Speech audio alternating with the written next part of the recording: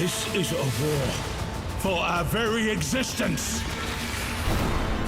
Hi, Zizaran here with a video summing up the 3.17 Siege of the Atlas patch notes, making like a shorter video. If you do want to see my initial reaction, which is like an hour and a half long of me reading through the patch notes except the manifesto, that is on YouTube in another video. But let's get into it. First off, I would like to just rate the entire expansion and everything, like patch notes and stuff, just by like an 8. I would say I was pretty disappointed. The manifesto was a little bit boring. I wasn't that excited. But after seeing all the expansion content, well, I feel like especially just these last 3, they really don't miss.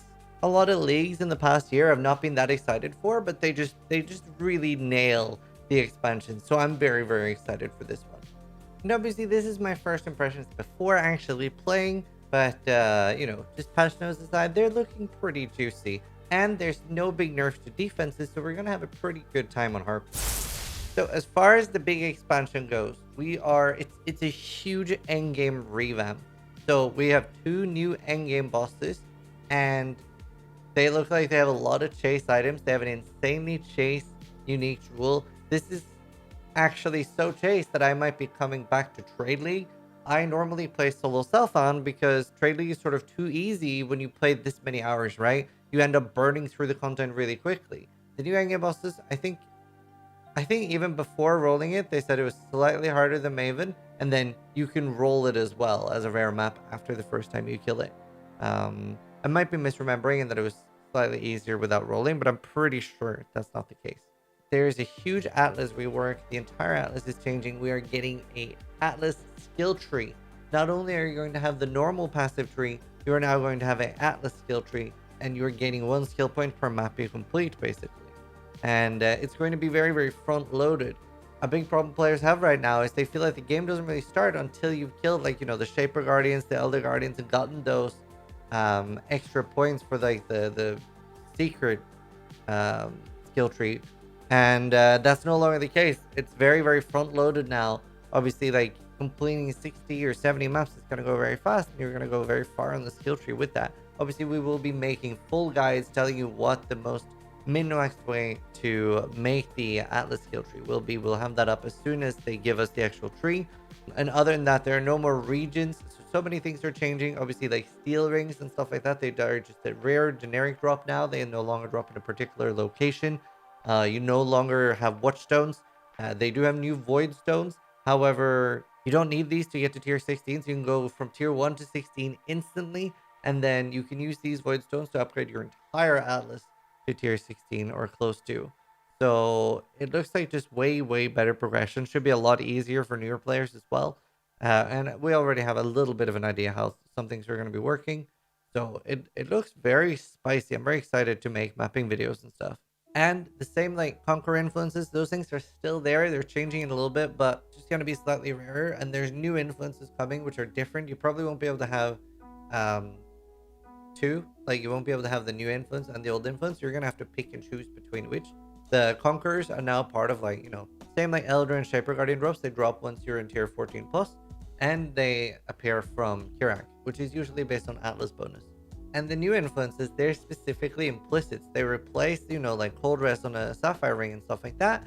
And so it means you can use them on already crafted items, which is really interesting because that makes actually finding just really good generic rares really good now. With the new Atlas, one strategy that's really, really interesting is that you can generally, currently with the regions, you can sell a map and get any that is a tier above in that region. Well, now it's most likely going to be even easier. Now, like, any tier 1 map is most likely going to be able to combine to any tier 2 map. And I have that explained in a lot of my mapping videos, and you can sort of just play around with different combinations of 3 of the same map, and eventually it'll sell for any tier 2, for example, if you're doing a tier 1 map. So this is going to be really great for unlocking the Atlas quickly. So you want to save your chance orbs at start, and we'll have more in-depth mapping videos for this. They've increased the favored map system also, and I feel like this is going to unlock a lot earlier than before, and you can now get up to 120% drop rate increase. And you have 12 different maps, so you could do all on 1, you could do 4, 4, 4. Like, there's so many combinations here, and it's so much better than before. So I'm very excited about this version of the Atlas. because I feel like the last one really was missing favored maps coming in earlier. Sextants are also being rebalanced. Nemesis 3 is getting removed, as well as Nemesis 4, which is really bad for people that are really juicing their map. DGD felt like this mod was just too busted and they wanted to remove it. So we basically now only have awakened sextants because you can only sextants once you have void stones, which you get very late now. Friendship ended with Zana, Kirak, new best friend. They've just increased the mapping master mission system, and it's just so much better now. There's a lot more things you can get on maps. You can just find maps with like Legion on it, and just a lot of other things. So maps are a lot more exciting, and the entire master system in general. As far as gear, obviously the new influences are very exciting, especially with replacing implicits. That means there's going to be a very clear difference, right? There's a lot of choices now that go in. Do you want the new influences? Do you want the old Conqueror influences? And do you want to use Vol implicits? And Vol implicits are now a pretty big trade-off with the new influences, and they're mostly going to be special for uniques. Like obviously, uniques don't have a good way to get a new implicit. You cannot make the new influence and then chance it into unique. It's similar to synthesis that they cannot be turned into unique. And they're adding so many new chase items. They're also buffing, for example, the Maven's loot. The Adziri shield is added to Uber Adziri's drop table. So there is a lot more chase items in the game now. Let's talk a little bit about the new insane unique jewel from the bosses. As you can see, this one's limited to Ranger, and what it does is it gives you a specific ascendancy. So for example, you might find Gathering Winds on Ranger, and that means that if you're a Deadeye, if you're a Ranger, or sorry, if you're a Raider, or if you are a Pathfinder, you can get Tailwind, Gathering Winds, without points. You get it for free. I'm assuming, and it's pretty safe to assume, you can also get something from your own ascendancy. Say you're an Inquisitor and you want to allocate Sanctuary, Pious Path, you want to allocate Righteous Providence and Inevitable Judgment, but then you find this jewel and that gives you Instruments of Zeal, giving you Fanaticism. So a 5th point in your ascendancy. Now, some of these are probably going to be 3 to 10 mirrors, because getting both of a really chase one is most likely going to be really rare. So some really insane ones is going to be Necromancer, Mistress of Sacrifice, Occultist, Profane Bloom. Obviously, the Gratuitous Violence from Gladiator could be pretty interesting. It's fairly hard to get a high enough bleed chance. But also, there's things like Fortitude from Champion. Now, do remember, you cannot get, for example, the Fortitude on a Witch, right? Like, you are only able to get something from your own class, which is already very strong. That means that, you know, you could do an Elementalist and still get the Necro block offering stuff. So it's insane, the combinations here. And I'm very much looking forward to it. We'll probably do some theory crafting on which ones the strongest are.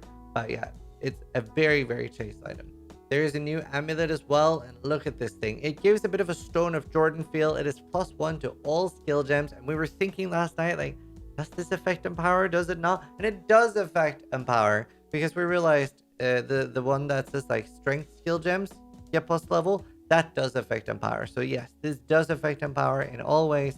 Obviously there's a lot of semantics in PoE that really matter, like, you know, active skill gems, all skill gems, and there's a little bit of lack of consistency here, but this is insane. So very strong for builds like that, and it just looks very good in general. Also good for just leveling gems very quickly. Obviously, we don't want the video to get too long. We just want to have a quick TLDR. But for the Challenge League Arch Nemesis, it looks pretty interesting. Like, generally, a expansion is paired with a pretty weak league to not be too overwhelming. We never see like super complicated ones with expansions because there's already so much coming. So they want to have the focus on the expansion, which I think is a really good way to do it. These end up generally being my favorite leagues, or at least my favorite time, whereas the league itself is generally kind of whatever. For example, Metamorph was one of my favorite times to play, whereas, you know, I don't really like Metamorph League.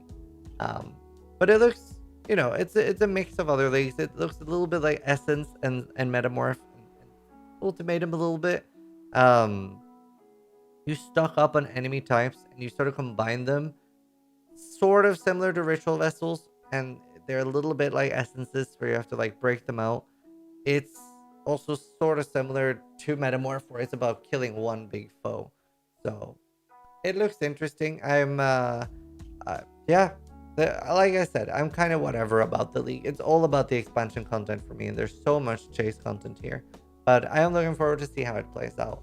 There were some really small but fucking huge things hidden away in the patch notes.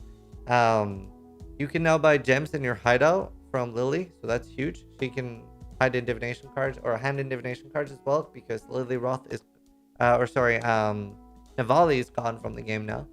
Hopefully, another thing they'll add this year, I hope, is stop the gem restrictions in Act 1. It's kind of just pointless. It's basically like 10 to 20 gems missing, so it doesn't really not complicated for the player. It just makes it confusing why they can't buy gems. Like the Templar not being able to buy crit gems. Another thing that's really big is the UI low life thing. Basically, on Petrified Blood builds, it can be really scary, especially on hardcore. Say you have 7,000 right life and you're reserving half for having 3.5k left. You now have a setting showing it basically puts your health bar to full. You'll still have the 3.5k, but half won't be reserved anymore. So it'll be easier to see relative to the damage you're taking. This is a very, very big thing for Petrified Blood. So all in all, pretty happy about the patch notes, pretty excited. It looks like there's a lot of fun builds. We will of course be doing PoE University, and we will be doing a lot of build guides for those that are looking to follow. And we will have so much content at the start of the league. So thanks for watching. As always, sub if you like the video, but more importantly, try to die less than I do. Good luck in 3.17.